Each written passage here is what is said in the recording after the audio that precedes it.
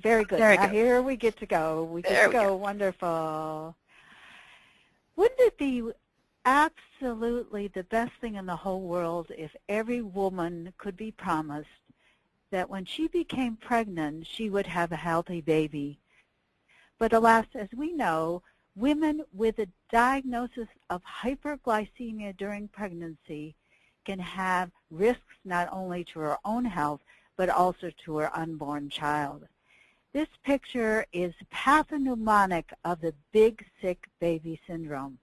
This baby weighed 12 pounds, a month premature, had hypoglycemia, hyperinsulinemia, as you can see, respiratory distress, had shoulder dystocia and a broken shoulder bone trying to get the macrosomic baby out. But unfortunately, this baby died 2 days after this photograph was taken. All of this problem is glucose-mediated toxicity. So really what I want to teach you is how important it is to keep the blood sugar normal in every woman in her childbearing years. So if we talk about the mechanisms whereby glucose is toxic, I would like to refer us back to the father of diabetes in pregnancy. Dr. Jorgen Peterson from Denmark hypothesized that maternal glucose freely crosses the placenta. Maternal insulin does not cross the placenta. However, if we're giving a woman with diabetes an insulin in which she becomes allergic and creates IgG antibodies, the IgG-bound insulin does cross the placenta, and therefore it's a rationale for using the most highly purified insulins, the insulins that are closest to the human type of insulin, so the insulin stays on the maternal side to normalize blood glucose. The other question, which actually I asked you to answer, and it's so interesting, so many of you said yes, is whether you use oral agents during pregnancy. I want you to know that metformin crosses the placenta.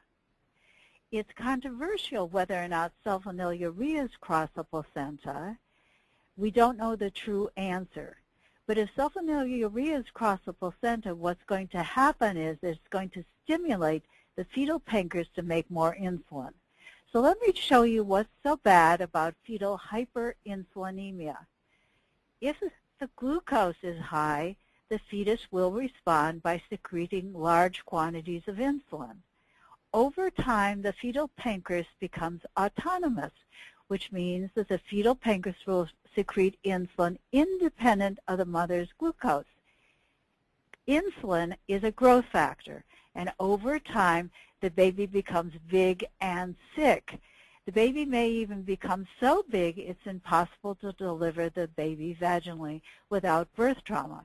So you can see all of the problem could be solved if we could normalize blood glucose without increasing fetal hyperinsulinemia. So the rationale for why do we need to absolutely normalize blood glucose? Actually, I created this slide over 20 years ago because I wanted to ask our ethics permission to bring the maternal blood glucose all the way down to normal. So what I did was to create a graph of infant mortality seen on the y-axis versus mean maternal blood glucose. As you can see, all of the literature prior to the mid-1970s said if the maternal blood glucose was much higher than 100, there was an increased risk of infant mortality. But even in the mid-70s to early 80s, infant mortality rate was staying about 8 to 10%. So that's when I asked our ethics committee permission to bring the line all the way down to the x-axis. And as you can see, to absolutely normalize the rate of infant mortality, you'd have to bring the mean blood glucose down to a blood sugar less than 80. So how do you do this? Well, of course, you need to do a clinical trial. Our first clinical trial that we did recruited 10 type 1 diabetic women, and they were within the first few weeks of pregnancy. We admitted them to a clinical research center, and on admission, their blood sugars were elevated, as you can see from week 0. That's week 0 of being admitted to our program. and their A1C was also very elevated. Now, because they were in the hospital, we were able to derive algorithms for insulin delivery, so within 1 week, their blood sugar was absolutely normal, and the normal range is shown to you in the blue area. And we kept them in the normal range for as long as they were motivated. But very clearly you can see the A1C dropping, and the reason I'm pointing this out to you is that the A1C decline is showing the blood sugars are actually normal. Because if the blood sugars weren't normalized, there's no way you would see that rate of fall of A1C. So we're also setting up the hypothesis that A1C truly can be a marker for normal glucose control, A1C compared to an A1C a couple weeks ago, not a couple months ago. But I'll come back to this, but this is the first slide to show you there's a relationship between absolute normalization of blood glucose and lowering of A1C quickly. I'm sorry, Dr. Jovanovic, I'm sorry to interrupt. We're only seeing part of your slides. It's cutting off on the right and bottom. Can you adjust to fit the screen? I'm not sure I can, because it's my, I tell you what, I'll keep on going, and the questions could be, what were the references? Because most of the bottom is what's been cut off of you. For me, it's part of the right-hand side and the bottom. What we'll do is post all of the slides that you're using on our website, so they are in. Excellent. They will be able to see it. Okay, great, thank you. I'm sorry. Go ahead. So this next slide actually is a wonderful slide because my women all send me Christmas cards and baby pictures and whatnot. So, but the first paper that was published was of the original 10 showing that we could achieve and maintain normal glucose levels in diabetic pregnant women. The second paper was actually showing that we could be statistically significant for improving the outcome of pregnancies complicated by diabetes, and our statisticians told us it would take 50 pregnancies to prove it. So we published the report of the fabulous 50. And these are some of the baby pictures. We've had 5 sets of twins, but the truth is they have all been absolutely normal birth weight, normal size, and normal in every manifestation. So now I want to show you what will happen if a woman becomes pregnant if her A1C is markedly elevated. There's an increased risk of malformations. The baby is completely formed by the 8th week of gestation. And the biggest problem are midline fusion problems. So the spinal cord does not fuse, and many times it's the spinal cord that is the biggest reason why the limbs develop and the head develops. So this is caudal agenesis, and this only happens in pregnancies out of control with diabetes. It's pathognomonic, and it's terrifying because, of course, it's incompatible with life. But the truth is, if a woman really knows that her chances of having a birth-defective child is so high, she's willing to normalize her blood glucose before she becomes pregnant. And this slide shows the data that clearly says you have to absolutely normalize the A1C in order to decrease the malformation rate. This is a study in which 500 women participated, and there were 27 malformed infants. And all 27 malformed infants were born to mothers with an A1C greater than 2 standard deviations above the mean of a normal population. Now let me tell you what A1C level that is.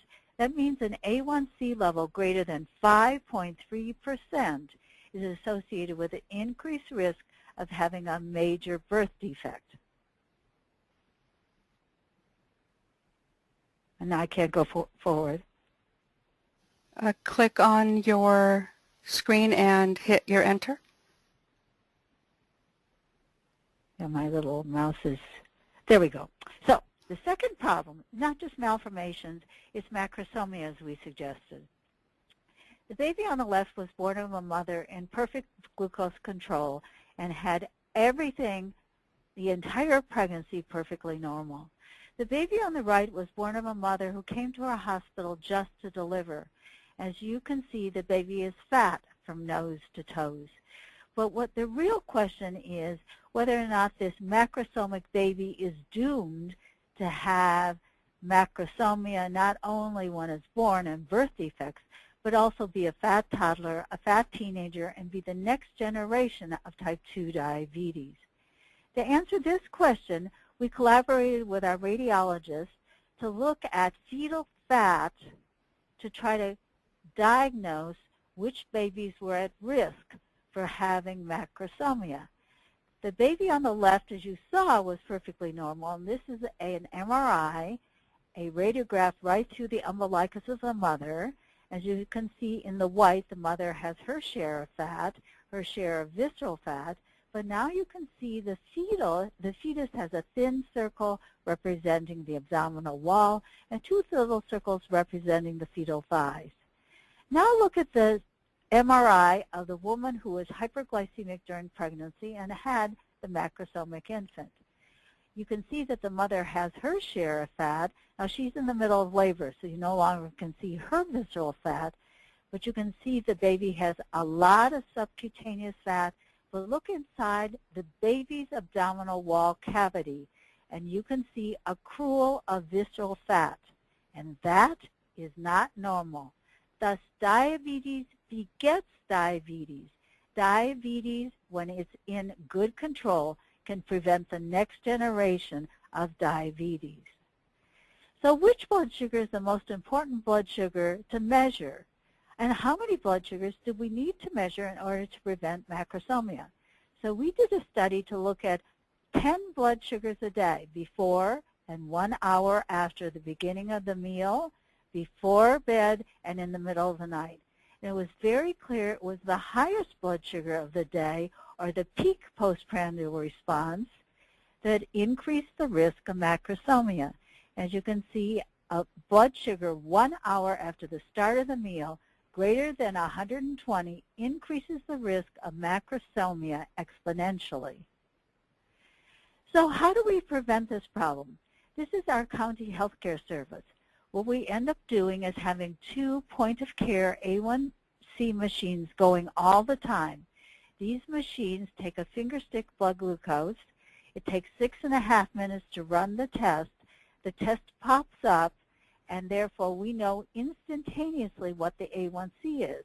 Now remember, I've already mentioned about the A1C greater than 5.3% is associated with congenital anomalies, but we'll also see that an A1C greater than 5.3% is associated with macrosomia and increased risk for preeclampsia. So these are my 2 clinic nurses. I've told them they've gone around the world being famous with our 2 A1C machines going on. And this is our Santa Barbara County protocol, therefore. We see 4,000 pregnant women per year. And what we do is we take care of every woman with hyperglycemia. So at the time of diagnosis of gestational diabetes, the nurses teach self-blood glucose monitoring before and 1 hour after each meal. We teach a carbohydrate-restricted diet, and we do a point-of-care A1C at the first visit. The patients are then sent to me, so you see every week the nurses are teaching the patients. The next clinic visit, I get to look at the blood sugars that they bring to me. We do another A1C, and there are 2 reasons we begin insulin instantaneously. It's if the fasting is greater than 90 and or the 1 hour is greater than 120, or the A1C point of care is higher or equal to or hasn't changed from the first A1C a week ago.